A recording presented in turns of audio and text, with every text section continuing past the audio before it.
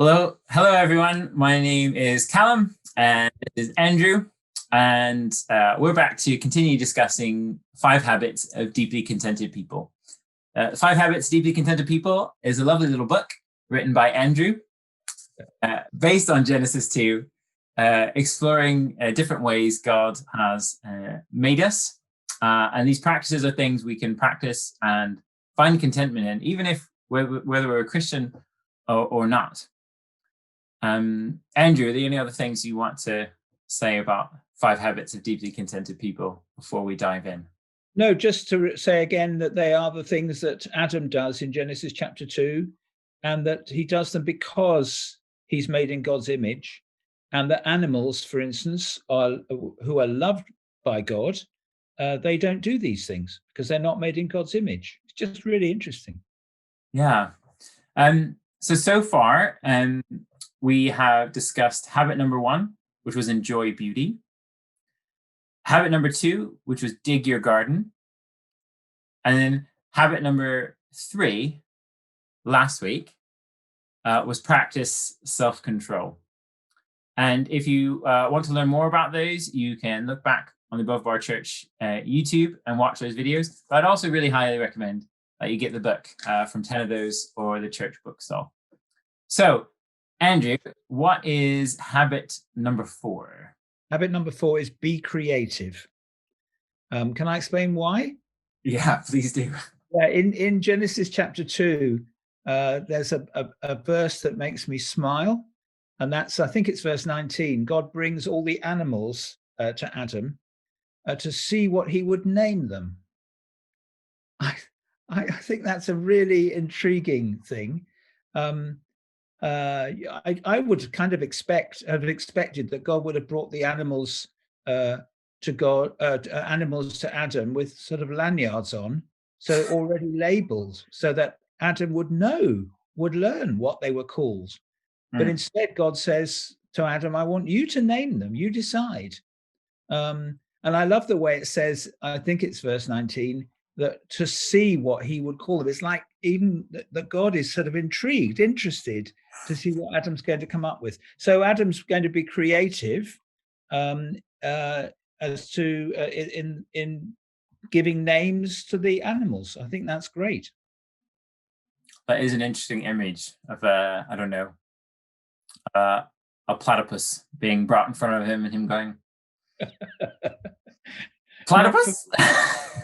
Not for me, because I don't even know what a platypus looks like. But it's just really interesting that it's built into our personality that we are creative. Now, yeah, you say that, but for loads of people, they would say, well, there are artsy people out there who are creative. They do theater, they play music, or they make really beautiful craft and sell it on Etsy or something like that. But I'm not a creative type. That's just not my forte. What do you say to that?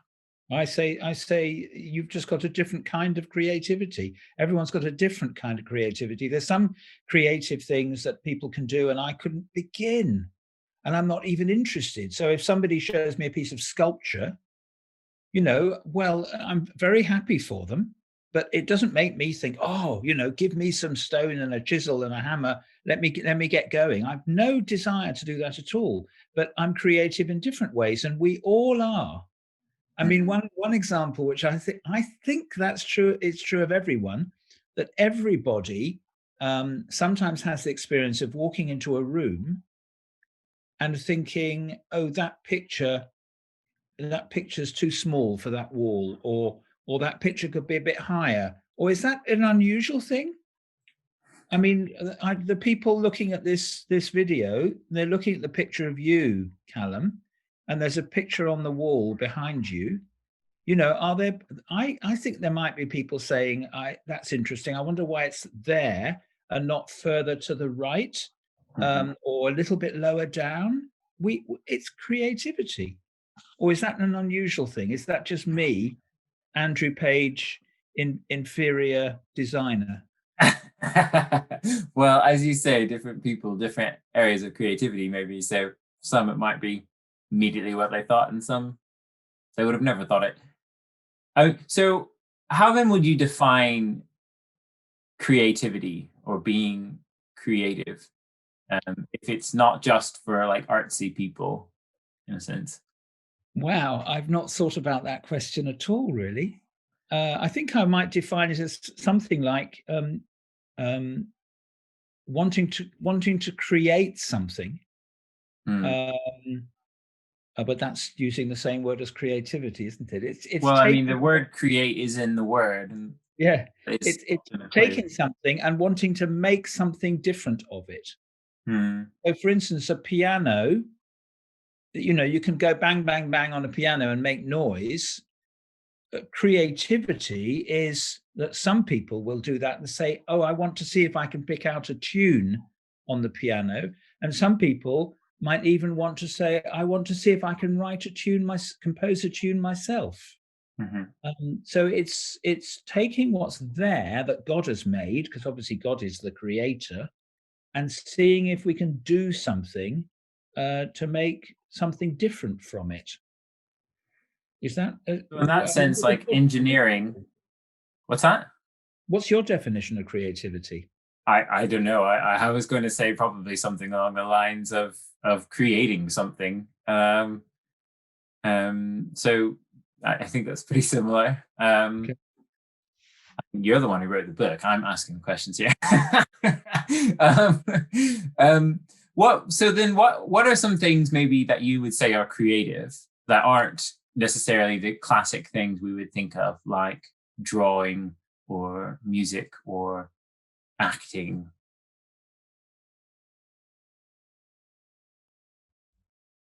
I mean, you're right that the ones we instinctively go to are, writing poetry or singing a song or something like that.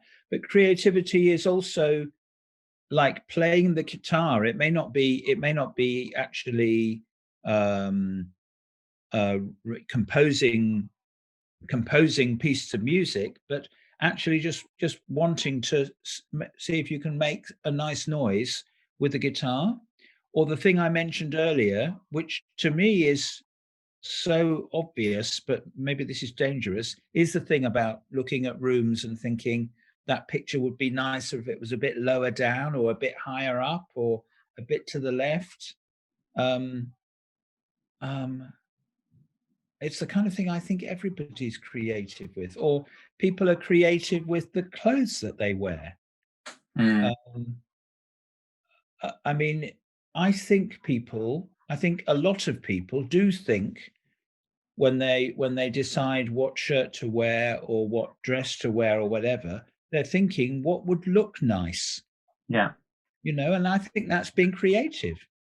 yeah, Or people thinking about clothes, I would really like a particular that shade of blue on that book. That would look great if I had that as a shirt or a blouse or something like that. I'm going to see if I can find one. I think that's mhm, creativity.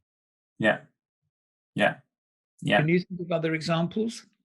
Well, I was thinking of some things like in playing sports, the way you play, and say in football, the different ways you can, and not me, because I'm not really great with controlling the ball, but I'm better at taking it from other people.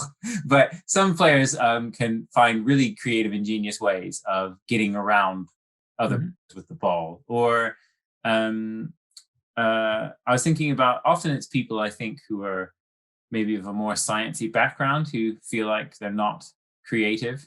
We kind of sometimes say, oh, there's the artsy fartsy people, and then there's the, like, kind of logical and mathematical and scientific people. But I mean, even finding ways of running an experiment or constructing something in engineering can be extremely creative, in a sense, and creating something. So yeah, yeah. I think another way I like to be creative is cooking. Um, I, my family genes, and that I love to look at a recipe and then say, I'm not going to do that. I'm going to do it a different way. Sometimes infuriatingly so to my wife, but because I never have a recipe for something. But yeah, I like the being able to work with the different, say, ingredients and say, hey, this should work, or this would be interesting, or I'm going to try this. No, that's a great example. Yeah. So why do you think it kind of helps lead to contentment?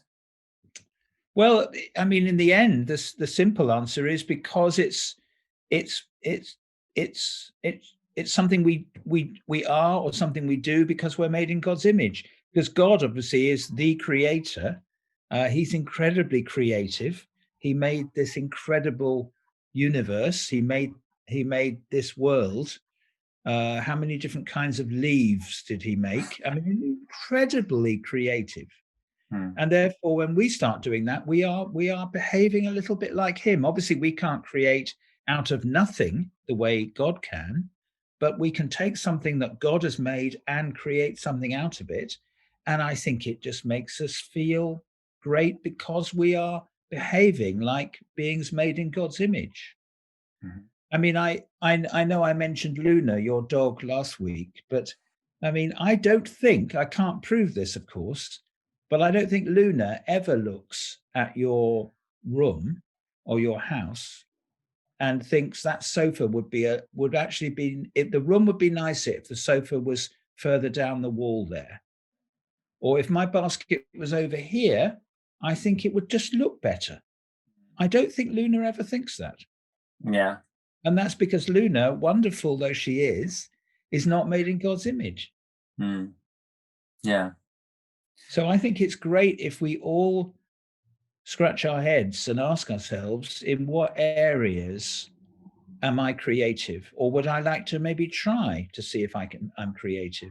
I mean, I think some of us watching this now, we know where we're creative, and there are one or two things we're thinking of and saying, oh yeah, I love that. But maybe there are other things that we've never tried, and it would be good just to see if it works. Hmm. And maybe it will, and maybe it won't. Mhm. Mhm. Yeah, I was about to ask you. Basically, you just answered it though. I guess where a person would start if they don't feel they're creative and want to start doing that. Well, I would say one thing is, obviously have a think yourself, but also look around at other people you know who are creative and see where they're creative, and see, is there anything there that makes me think, oh, I'd love to try that. Mhm. The other thing is to ask a good friend, someone that knows you very well, the person you're married to, or just a very good friend, just say to them, is there anything you've seen in me that you think, hey, I think that that you're creative in that area, or you might be. Have a go. So ask people for their thoughts, their advice, because sometimes people see things in ourselves, in us, that we can't see in ourselves so quickly. So Yeah. that's where we start. It's a very exciting thing, and I think to discover something that that makes your creative juices flow is just wonderful. And I would just say to people who are still thinking, no, I'm not creative at all. Um, I Please don't give in to that. Mm. I totally understand the feeling. I think if you'd asked me when I'm in my student years, are you creative? I probably would have said no. But don't give in to it, because there is some area or areas where you are creative, Mm. and discovering that is just wonderful. It's about discovering who you are. And then practicing that might just lead you to feeling more content. Absolutely. It Great. works. Well, thank you so much, Andrew. Next week, we will be back with habit number 5. Mhm. Yeah, try being creative, and also try the other habits. If you haven't yet, give them a go and share with somebody. Maybe share on the church digital community on Facebook, or just chatting with somebody. But share kind of how you found it, and the ways in which you've experienced contentment, where you've seen beauty, where you've dug your garden, where you've been creative. It'd be great to share as well, where we are finding contentment, where we are, what we're experiencing, and all these things. Absolutely. And how about giving? This is a creative idea for Christmas. How about giving a few copies of the book away to friends or family? I can say that with a good conscience because I don't get any royalties from the books at all, so I don't get any money from the books. But it's a book that's I think it's an intriguing book for people. So that the very title, "The Five Habits of Deeply Contented People," even if people don't end up reading it, mostly they want to look inside it and see what the five habits are. So that would be a creative way of finding some Christmas presents. There you go. And I suppose you were creative, Andrew, in writing the book in the first place. I think it's one of the areas where God has given me creativity. Yeah. Yeah. Well, thanks so much, Andrew. And we will be back next week with habit number 5. Yeah. Thanks.